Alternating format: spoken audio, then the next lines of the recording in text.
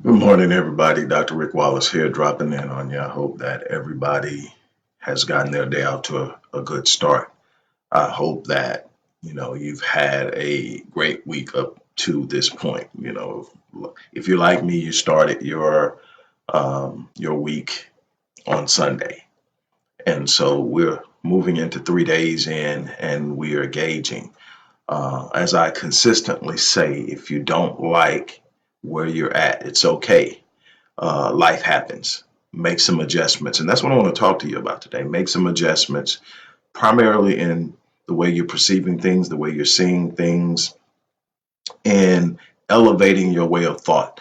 And it's extremely important because reality exists on multiple dimensions. And if we only experience and view and calculate and evaluate what's going on in our lives from the third dimension, we will become victims to circumstances, victims to situations, victims to things that have happened in the past. You have to have a transformative, transcendent way of seeing and viewing things, and that comes from developing that skill, developing that capacity. It's within us all. We all have the ability to see through what most people who are even aware of it call the third eye. I prefer to call it the first eye. I prefer to call it the eye through which you should be seeing first, and the eye that will literally set the perspective of the other two eyes, your physical sight.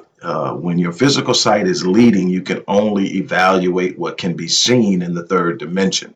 Unfortunately, we don't exist solely in a third dimensional realm, or there wouldn't be anything whatsoever that we refer to as spirituality. The fact that energy plays a major role, the fact that rhythm plays a major role, and cosmic patterns play a major role, we have to be aware of what's happening outside of the realm of our spiritual sight. So that's what I want to talk to you about today. I want to remind you, if you haven't gotten Critical Mass, the link is there. If you haven't gotten I Am, the link is there. Those are my 20th and 21st books. If you haven't, uh, or if you want to, if you want to work with me directly, the link is also in there. So there are some resources there. If you want more resources, both free and some resources that you'll have to invest in, you can go to the site and check that out. But definitely, you need to start really truly investing in yourself, starting with some time that you commit to developing yourself. And so I'm not going to be long here. What I want to do is simply talk to you and share with you the power that resides underneath everything that you're probably seeing and experiencing, because most of us tend to view things from a third dimensional uh, perspective, and we never truly get into seeing things through the spiritual eye, and we don't really truly understand how that works. The thing is, there's a difference in the way that I normally explain this, is that there's a difference between, excuse me, wow, there's a difference between the brain and the mind. The brain is material, it is a mass, it is a computer. And like most computers, it can be used. Hey, what's going on, Dwayne? It can be used for whatever you desire to use it for. You just have to upload the right programming. And so it's about capacity, but you have to determine performance by what you upload. The mind is immaterial. It exists. And here's the crazy thing, because we've been taught so much, and we treat the brain and the mind synonymously in so many different ways, we lose sight of the fact that actually the mind is at work in every cell in our bodies. We experience things from a mental capacity literally in every cell. And a matter of fact, if you're not careful, your body will become your primary subconscious mechanism, meaning that you'll start responding to life based off of how you feel in your body. There's a reason why you will literally hear something that startles you and you will jump before your brain calculates what it is. It's because the body is also processing. The body has been conditioned to hear certain things, to respond a certain way. And the problem is that we are historically and anciently designed to survive. So when the body has not been conditioned to create new mechanisms or to interpret things based off a new paradigm, it's going to automatically be in default, which is survival mode. What does that mean? Everything is about avoiding pain. Everything is about avoiding displeasure. And so when it senses something, it's on the height and it's going to respond, and especially to negative stimuli, and it's going to respond so emphatically that it will have you acting before you've had time to process it. And so you have to train yourself collectively. And when I say collective, I'm talking about internal collectiveness, where you're talking about mind, body, spirit, soul, brain. You have to train yourself to actually respond instead of reacting, to expect and anticipate the positive, to understand that even when the positive doesn't exist, you have the ability and the capacity to manifest it, and then have the commitment to stand firm on it until it's manifested. But you have to start with changing from a cellular level how your body responds. You've got to take control. Now, the thing is, you do that mentally, and you can program that through the process of the brain by the program you upload. You upload a program of positivity. You upload a program of high standards. You upload a program of that demands excellence. You upload a program that is instinctively going to drive you towards something. And everything when you first started it's like anything else. When it's new, it's difficult. You got to focus on it more. It's more about an intellectual exercise. But the more you do it, the more intuitive it becomes, the more congruent it becomes, the more fluent it becomes. In other words, when you first start, it's a step-by-step process. When you wake up in the morning, you got to do this, you got to do this, you got to do this, you got to do this. But if you consistently do that every day, it becomes a continuous fluid process that's normal and natural, and it takes over what you've been doing. You have to systematically change the channel. If you don't like what you're seeing in your life, in your circumstances, and how you respond to stress and how you respond to difficulty, because and why am I talking about stress and difficulty? Because stress and difficulty in the responses to this is where you find the greatest advances in life. It's in knowing how to deal with bad news. It's in knowing how to deal with difficulty. It's in knowing how, and it's not in knowing the answer. There's a difference in knowing how to deal with something and always knowing the answer. There's no way in the world that anybody is going to know all the answers to every challenge they're going to face. That's not how you win in life. How you win in life is knowing how to handle the situation, whether you have the answer or not. And that comes from the confidence of understanding that when you remain focused, when you demand and control the way that you respond to the negativity, you will ultimately engage and find and become aware of the answer. The how is not the predecessor. The how is the result. In other words, you may not know how to get something done, but if you know that you can get something done, then that's where the faith lies. It's not in knowing the answer. It's knowing that the answer is available and that you have access to it. It's knowing that I have to calm my spirit. Because here's what happens. In the regular, when the sympathetic nervous system, which is the involuntary response nervous system, is in fully engaged, it's called a stress response. It means that the heart starts to beat fast, that blood is beginning to be pumped to the extremities and to muscles for the purpose of either running or fighting. Is what has become popularly and affectionately known as the fight or flight response. But it is a sympathetic nervous response to some negative stimuli. And what happens is when you're in that form, if you don't train the sympathetic nervous system, and it can be trained to transmutate negative stimuli and actually convert it to positive energy. And that's something that when you reach certain levels, you're going to have to learn, because not everything that comes along is going to be positive. But there's a way to transmutate. There's a way to see it. There's a way. And I'll give you one of the most simplistic and primitive ideas of that. The person who goes into the gym for their first workout, You know, they got a trainer and they got this trainer that's unbelievably gifted at what they do, but they are no nonsense and they're going to bring it. So they know what your breaking point is visually. They're not going to allow you to hurt yourself. They know the difference between the pain of a burn and the pain of maybe a muscle tweaking, and they can hear you talk about it. They can feel it in the strain. They're great at palpitating and all that stuff that comes with being a physical training instructor, of knowing how to learn your client and be there for supporting your client and protect your client against themselves and all of that, right? But they're going to bring it. So here's the thing. This is what transmutation is like at the most simplistic level. You go in and you don't know what to expect. So you're in fight or flight mode already because you don't know what to expect. Then you get introduced to the pain. And the fight or flight response is, this is crazy. There's no darn way in the world I'm doing this. So for the next few weeks, say 4 to 6 weeks, you got this negative idea about what's to happen. Every time you get ready to go to the gym, the fight or flight response kicks in, right? It's like really and truly dreading going to the gym because it's hurting. You're going to be barely catching your breath. This dude or this woman, this chick is trying to kill me. I'm done, right? Until you see your first real measurable results. And then all of a sudden, what happens? The results now offer something to where something positive is being associated with the pain. And what happens?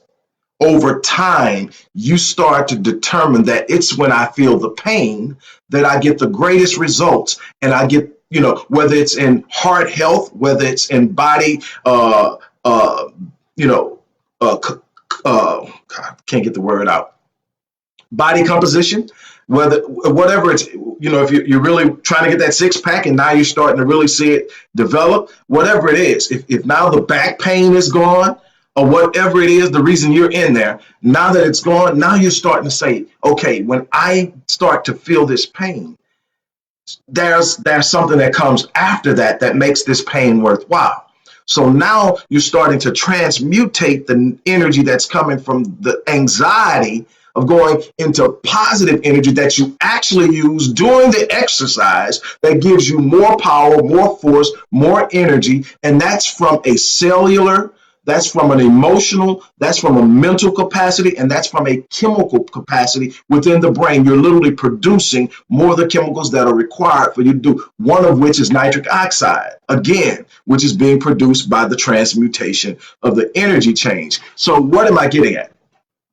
I'm saying that on a higher level, you can take not just some pain from the gym, but you can take an understanding that every time that you take on a challenge in life and you stand firm and you trust that you will overcome it, that you come out stronger, that you come out wiser, that you come out, in other words, every time that you are in a situation and you survive it, you don't survive it the same. Now, if you survive it from a place of fear, it adds to your anxiety. If you survive it from a place of elevation and conquering and living at another level, in other words, you see that it actually made you stronger. Now that creates an entire transmutation of energy. In other words, there's a place that you can go that when you start to sense negative energy, you transmutate based off of something you understand at a higher level. You got to change the channel.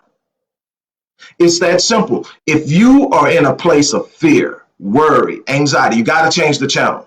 You're not going to be able to change the channel by changing your circumstances. You change your circumstances by changing the channel. Do you get what I'm saying? If you're sitting on weight, if you're always dependent upon your circumstance to determine how you feel, you're going to be in a very capricious state. You're going to be isolating or vacillating all the time, up and down, based off your circumstances. When you learn how to transmutate that negative energy when the situation is negative and find the positive energy by transmutating and understanding that nothing comes in life that can't shape you one way or another, it's shaping you. It's either making you more fearful, making you more frightful, or it's making you stronger, making you wiser, making you better, preparing you for something greater. That's the adversity of life. It's not to destroy you, it's to evolve you. But if you fear it, and you don't stand up to it, and if you don't learn how to manage it on a cellular level, I mean in your body, because the first way you experience something is actually physiological through the body. It's a cellular experience. It's the mind experiencing through the body. Why? Because the body is the first thing that has the response if there is something that you need to fight against or get away from. That's why those of us who have grown up in the inner city have different physiological responses to hearing gunshots. If I'm back at home in the hood where I grew up and I hear a gunshot, I probably don't flinch because I've heard them so many times. I know the distance it's at. I probably know what street it was fired on, what house. I mean, you can tell, you can know whose gun it is because you've heard them all so many times that it's not a great deal of fear. On the flip side of that, me as the same person can be in an area where there's absolutely no reason for somebody to be firing a gun and hear a gunshot, and before I'm even aware of what I've done, I'm a block away because my body is automatically determined. It's already in a different mode. When I'm in the hood, there are certain things I'm expecting, so I don't react to. But when I'm in another environment where that is not normal, I react to it. So you've got to have, and that's the sympathetic nervous system. Now, there's a way to actually merge the sympathetic nervous system with the parasympathetic nervous system, which is the opposite side. That's the rest and digest part of the nervous system where you're relaxing and you're calming down, your heart rate is low, and actually the natural body functions are flowing smoothly and everything like that. But you can merge the two. You can actually transmutate that energy and create a positive flow at a very relaxed level. In other words, you can take all that energy that's supposedly coming from something negative, turn it to positive and use it. Same way you use it in the same way you use that energy it used to get you when you would get ready to go to the gym, and now you transmuted it. And now that same energy that comes, now you actually invest in the workout. You get a greater workout. You produce the nitric oxide that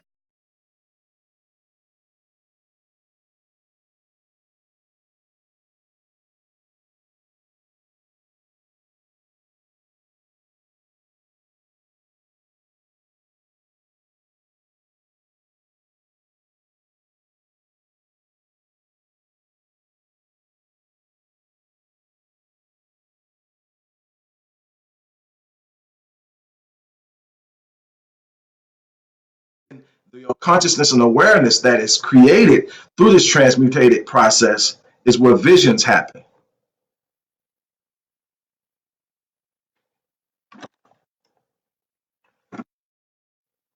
And so this is the thing that we've really it's going to come back up in a second and I'll get a chance to see. Let's see.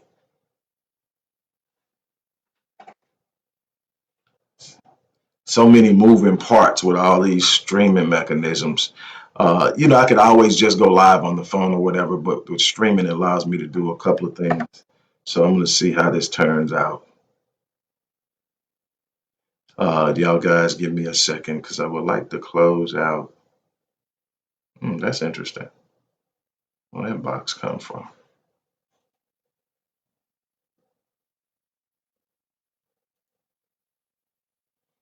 That's crazy.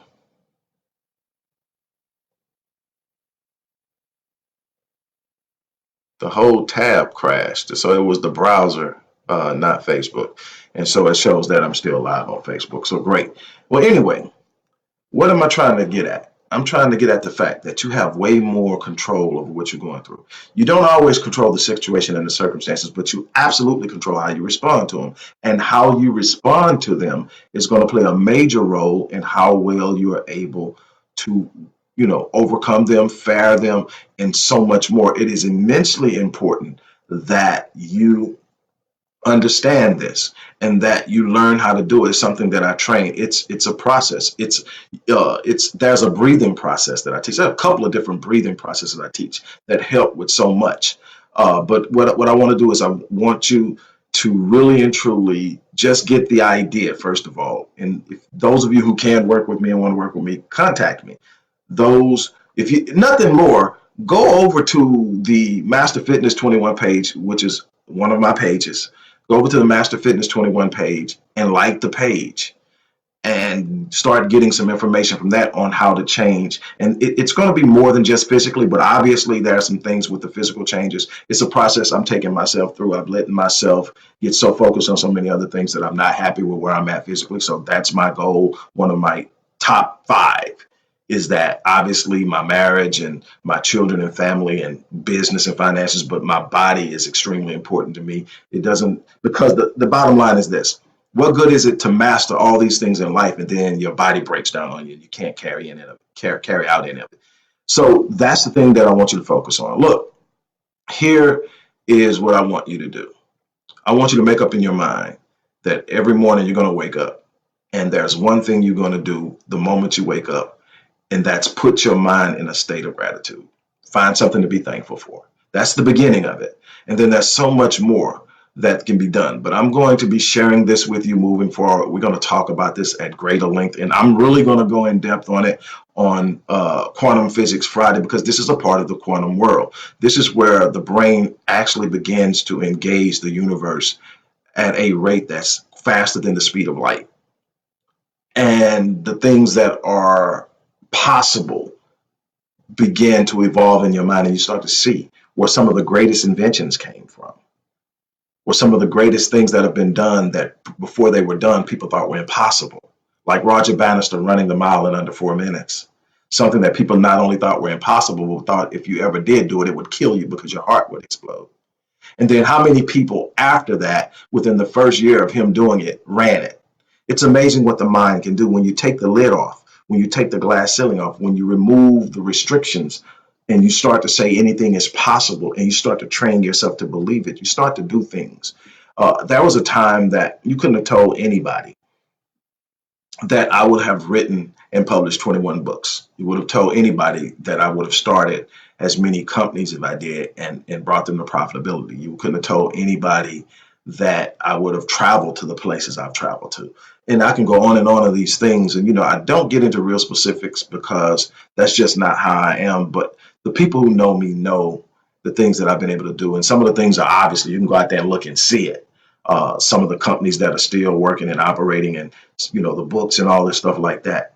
And I've just scratched the surface. I'm still building this thing in my mind. I'm still building this thing. I'm still growing this thing. I'm still preparing my children. My goal is to have everybody I come in contact with for any stretch of the time to actually rise to levels that I haven't risen to. That's the goal, is to put people in places. I'm not one of those people who wants people to look up to me. I want people to climb up with me. And so that's what I'm challenging you to do. Go to the Master Fitness 21 page and click the like button so you can start getting the shares that we're doing on there, the content that we're sharing on there. Also, if you haven't gotten Critical Mass, that is a powerful book to get you started. I Am is exceptional. There are some other stuff that I've written before that. You can go out. It's at Barnes and Noble, Sony Books, Amazon, Kobo. If it, they sell in books, it's distributed there. Or you can order some of it from me. Like the last two books, you can get directly from me. The rest of it, you got to go out and get, because keeping that stuff on hand becomes a hassle. But the thing is, it's out there. I want to share it. I'm doing some things. Oh, one other thing before I get off. We're going to start also talking about the 7 principles of wealth building. We're going to talk about how that looks. We're going to talk about what wealth means to each and every individual, because it's different. We're going to talk about the different ways of building it. We're going to talk about the long game versus the short game. We're going to do all that. And that's going to be in the class and the course on mastering money. That link is also in the box. If you haven't enrolled in that course, and that is a paid course, but if you haven't enrolled in that course and you really want to talk about it on a level that's real, this is not a get rich quick scheme. This is not some guaranteed, if you take this course, you're guaranteed to earn $1 million. It's none of that. But if you don't understand the principles that are here, I guarantee that it's going to possibly be impossible outside of winning the lottery to get to some of the things that you say you want to have. You got to have this foundation. And then you got to put in the work, and you got to be consistent, and you got to be willing to go out there and make some things happen, take some risks. That's all a part of it. I think that's it. And on that note, I am going to sign out here. As I always say, live your life on full so that you die on E.